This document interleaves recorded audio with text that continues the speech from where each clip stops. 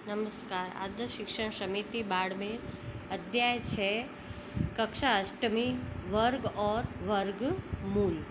आज हम वर्ग के बारे में जानकारी प्राप्त करेंगे।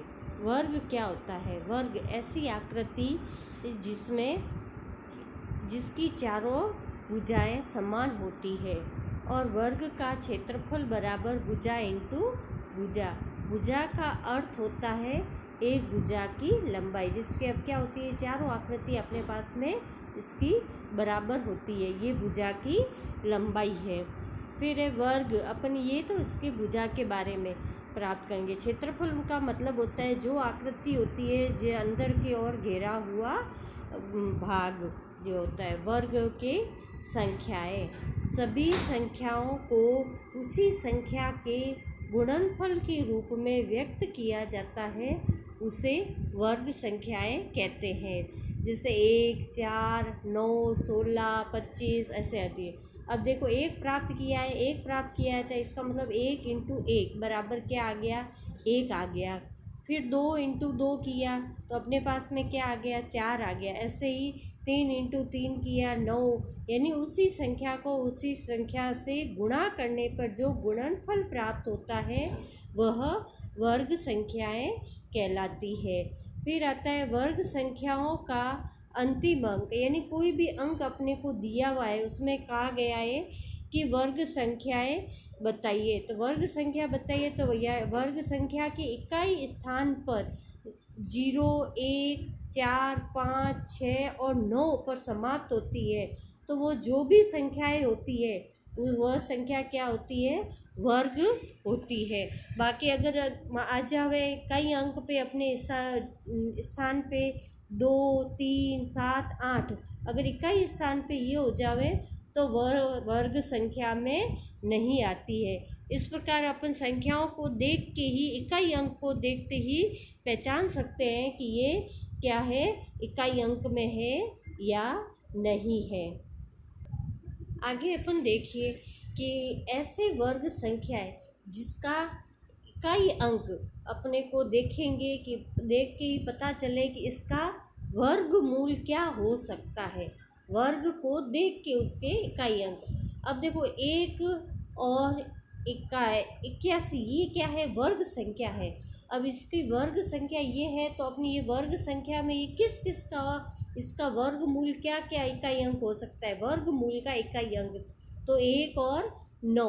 अब 4 और 64 ये भी वर्ग है, तो ये किसका है, 2 और 8। इसका वर्गमूल कहाँ से, इसका वर्गमूल का इकाई अंक कहाँ से चालू होगा, 2 और 8 से। 9 और 49, ऐसे उसका हो जाएगा 3 और 9। 9 का है 3 और 49 का है 7।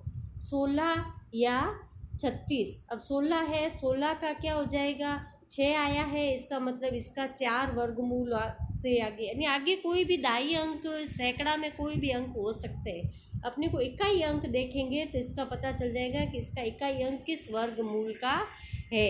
और 25 है तो 5 है तो 5 का 5 ही होगा इसका। इसे आगे चलते हैं। जिस वर्ग संख्या का इकाई अंक सम हो, यानी सम यानी 0, 2, 4, 6, 8, तो वह सम संख्या होगी, वह पूरा वर्ग क्या हो जाएगी, सम संख्या में मानी जाएगी। और जिस संख्या का विषम होगा 1, 3, 5, 7, 9, तो वह क्या हो जाएगी, वह संख्या विषम होगी। और वर्ग संख्या के बीच की संख्याएं क्या क्या प्राप्त होगी ये आगे पता करेंगे। देखो अब जैसे अब अपने को कोई भी वर्ग संख्या देगी, अब उसके बीच में कितनी वर्ग संख्याएं आएगी वो अपने को बताना है। वो बताने के लिए अपन को क्या करना है, 2n का प्रयोग करना है।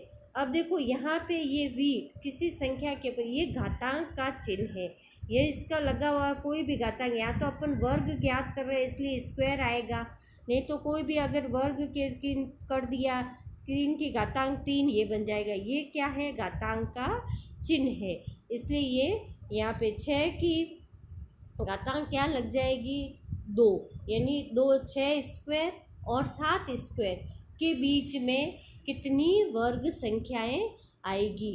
अब देखो इसमें कितनी वर्ग संख्या आएगी वो अपने को बतानी है। देखो 36 तो यानी 6 की क्या हो जाएगी, 6 का स्क्वायर होगा 36 और 7 का स्क्वायर होगा 49।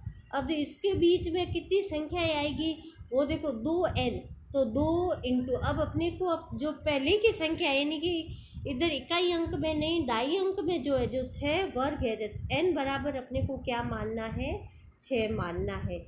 तो 2 इंटू 6 बराबर कितनी हो गई, 12। तो यानी 36 और 49 के बीच में कितनी, दो वर्गों के बीच में कितनी संख्याएं प्राप्त हो जाएगी, 12 संख्याएं प्राप्त होगी। ये इसी प्रकार आगे इसमें भी 1 और 2 के बीच में है, तो 1 का स्क्वायर 1 और 2 का स्क्वायर कितना, 2। तो 1 और 2 के अपन 2 n के द्वारा ही प्राप्त कर लेंगे। तो 2 इंटू 1 कितनी आ जाएगी, 2। तो इसके बीच में कितनी संख्याएं प्राप्त होगी, 2 और 3। इस प्रकार कोई भी संख्या दे दे तो अपन उसमें उनके दो वर्गों के बीच की संख्याएं प्राप्त कर सकते हैं। अब आगे अपन देखेंगे विषम संख्या, जो क्रमागत संख्याएं लेनी यानी 1 से चालू करनी है, 1, 3, 5 ऐसी संख्याएं लेनी है। विषम संख्याओं के जोड़, विषम संख्याओं के जोड़ के रूप में अपन देखेंगे। तो विषम संख्याओं के जोड़ के रूप में देखेंगे तो अब देखो अपने पास में क्या है, विषम संख्याएं क्या आई है, विषम संख्याओं के जोड़ के रूप में अपन जितना भी जो क्रमागत रूप में लेना है, 1 + 3 + 5 प्लस, अब जितनी भी विषम संख्याएं अपन ले रहे हैं वो उसका कितनी बार आई है, यानी ये 3 आई है, इसका मतलब इसका वर्गमूल है वो 3 आ गया, और 3 का स्क्वायर कर दिया, इसका मतलब ये 9। देखो अब 1, 3 और 5 को जोड़ेंगे तो अपने पास में क्या प्राप्त हो जाएगा, 9 प्राप्त हो जाएगा। इस प्रकार जितनी भी विषम संख्याओं का योग होगा वो हमेशा उसका योगफल क्या हो जाएगा, वो वर्ग को दर्शाएगा, और जितनी विषम संख्याएं आई है वो उसका वर्गमूल को दर्शाएगा। अब जैसे 1 लिया है, 1 का 1 ही होगा और 1 का वर्गमूल भी क्या हो जाएगा, 1 होगा। फिर है 1 और 3, 1 और 3 को जोड़ा, देखो 4 आया, ये 4 अपने पास में क्या प्राप्त हो गया, वर्ग प्राप्त हो गया, 4 का वर्गमूल क्या हो जाएगा, 2। ठीक है, फिर 1, 3, 5 ऐसे इस प्रकार अपन आगे से आगे किसी भी संख्या का पूछेंगे तो उतनी बार ही उसका वो ले लेंगे, विषम संख्याएं क्रमागत रूप से लेंगे। और फिर ऐसे कैसे अपन इसको जो संख्याएं ली है अगर इसको घटाते क्रम में, मान लो 100 दे दिया, कोई भी संख्या 125 दे दी, अगर इसको विषम संख्याओं को लगातार घटाते जाएंगे और घटाने पर अगर अपने को 0 प्राप्त होता है तो इसका मतलब वह संख्या वर्ग में है, और अगर ऋणात्मक संख्या प्राप्त होती है इसका मतलब वो क्या हो गई, संख्या वर्ग संख्या नहीं होगी, और अगर 0 प्राप्त होती है तो वो वर्ग में ही होगा। जैसे 25 है, 25 को अपन लगातार घटाते जाएंगे तो 25 को देखो घटाया लगातार, 25 को घटाने पर क्या 1 घटाया तो 24 प्राप्त हो जाएगा, ऐसे घटाते जाएंगे तो संख्याएं क्या प्राप्त हो जाएगी, 0 प्राप्त हो जाएगी। अब देखो अपन ने उदाहरण के तौर पे 25 लिया तो अब अपने पास में अब ये संख्या है क्या है, 25 है, 25 को अपन लगातार विषम संख्या से घटा देंगे। 25 को 1 से घटाया 24, 24 को 3 से घटाया 21, 21 को जो है घटाने पे जो आ रही है उसको लगातार विषम संख्या से घटाते जाएंगे। अब घटाते घटाते क्या 9 में से 9 घटाया, देखो यहाँ 0 आ गया, इसका मतलब क्या है, ये 25 संख्या एक पूर्ण वर्ग संख्या है। और मान लो अपन ने ले ली 38 को देखो 1 से घटाया 37, ऐसे लगातार विषम संख्याओं से घटाते जाएंगे, विषम संख्याओं घटाते जाओ। देखो यहाँ पे अपने पास में 13 में से 11 घटाए 2 आए, अब 2 में से अब जो अपने पास में आगे 11 से आगे विषम संख्या 13 आ रही है, घटाएंगे तो देखो यहाँ -11 यानी ऋणात्मक संख्या प्राप्त हो रही है। ऋणात्मक संख्या जैसे ही प्राप्त होती है तो वह संख्या एक वर्ग संख्या में नहीं आती, ये एक तरह से घटाने के क्रम में है। और अपन जोड़ेंगे तो वह विषम संख्याओं को जोड़ेंगे तो वो योग के क्रम में आ जाएगी। इस प्रकार आगे अपन करते जाएंगे। अब क्रमागत प्राकृत संख्याओं का योग। अब देखो इसमें क्रमागत प्राकृत संख्या है, प्लस में भी लेनी है और माइनस में भी लेनी है। तो इसमें देखो प्रथम संख्या है, प्रथम संख्या के लिए अपने पास में सूत्र क्या बन जाता है, प्रथम संख्या के लिए बन जाता है n स्क्वायर माइनस 1 और बट्टा में 2। और दूसरी संख्या के लिए प्लस का रूप ले लेंगे, तो ये देखो n स्क्वायर प्लस 1 बट्टा 2। अब ये देखो इसके अनुसार अब जो भी संख्या दी है, जैसे मान लो 5 का स्क्वायर दे दिया, 5 का स्क्वायर दिया तो देखो 5 स्क्वायर माइनस 1 बट्टा 2 और 5 स्क्वायर प्लस 1 बट्टा 2। अब देखो स्क्वायर जहाँ पे भी होता है वहाँ पहले घातांक हल होता है और फिर अपने पास में उसका माइनस और प्लस होता है। देखो 5 स्क्वायर दिया हुआ था और माइनस का 1 और बट्टा में 2, तो ये देखो 25 में से 1 चला गया तो अपने पास में क्या बच गया 24, और 24 बट्टा 2 कर दिया तो अपने पास में क्या आ गया 12 आ गया। ठीक है, अब फिर यहाँ पे अपने प्लस के रूप में लिया हुआ था तो 5 स्क्वायर प्लस 1 बट्टा में 2, तो अब देखो ये 25 प्लस 1, अब ये हो गया 26, 26 बट्टा 2 किया तो अपने पास में प्लस के रूप में क्या आ गया 13। देखो अब ये क्रमागत संख्या आ गई 12 और 13, ये प्राकृत संख्या की क्रमागत संख्या आ गई। अब इसको जोड़ेंगे तो क्या आ जाएगा 25 आ जाएगा, तो 5 का वर्ग क्या प्राप्त हो गया अपने पास में 25 प्राप्त हो गया। इसी प्रकार देखो ये आगे 7 का स्क्वायर, 7 का स्क्वायर लिया तो 49, 49 में से 1 चला गया तो क्या बचा 48, 48 बट्टा 2 तो बच गया 24।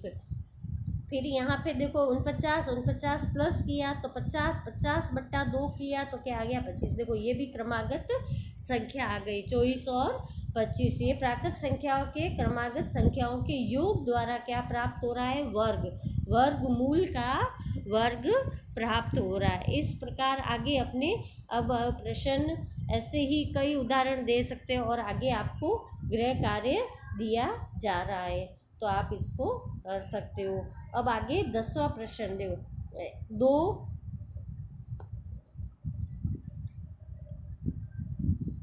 दो क्रमागत सम संख्याओं का या विषम प्राकृत संख्याओं का गुणनफल। अब देखो अपने पास में कोई भी प्रश्न दिया हुआ उसको क्या मन आधार के अनुसार बांटना है कि ये किससे एक बार प्लस हो सकता है और किससे माइनस हो सकता है। देखो a प्लस 1 और ये भी ब्रैकेट में लेके और a माइनस b, यानी a स्क्वायर और माइनस का 1। अब विषम संख्या है, देखो विषम संख्या है क्रमागत विषम संख्या ली 11 और 13। अब देखो 11 और 13 किस 11 को किससे घटाएंगे कि 11 आ जावे और 13 में क्या जोड़ेंगे तब। अब देखो 12 में से 1 घटा दिया तो अपने पास में क्या आ जाता है 11 और 12 में 1 जोड़ देंगे तो क्या प्राप्त हो गया 13। इसका मतलब अपने को 12 इसका आधार लेना है, तो आधार लिया। अब इसमें अपने पास में देखो 12 माइनस 1 इंटू और 12 प्लस 1। अब ये ले लिया, इसको ब्रैकेट को हल नहीं करना, इसका हल अपने पास में क्या आया था a स्क्वायर माइनस 1। a क्या है अपने पास में 12, तो 12 का स्क्वायर क्या हो गया 144 और 144 में से 1 चला गया तो क्या आ गया 143। अब 11 और 13 को गुणा करेंगे तो 143 आएगा। ऐसे ही सम संख्या क्रमागत रूप से लेंगे 12 और 14 ले लिया तो 12 और 14 में ऐसी संख्या कौन सी होगी जो एक ही संख्या घटाने और जोड़ने पर, तो अपन ने 13 लिया, 13 माइनस 1 और 13 प्लस 1 यानी 13 स्क्वायर और 13 स्क्वायर माइनस 1, 13 का स्क्वायर क्या हो जाएगा 169 माइनस 1। अब ये घटा दिया तो क्या प्राप्त हो गया 168। ये आसान तरीके से क्रमागत रूप से अपन कोई भी दो संख्या जब क्रमागत हो तो ही ये इस ढंग से हल कर सकते हैं। अब आगे आपको गृह कार्य दिए जाएंगे, वो इसी जो समझाया आगे उसी रूप में करना है। धन्यवाद।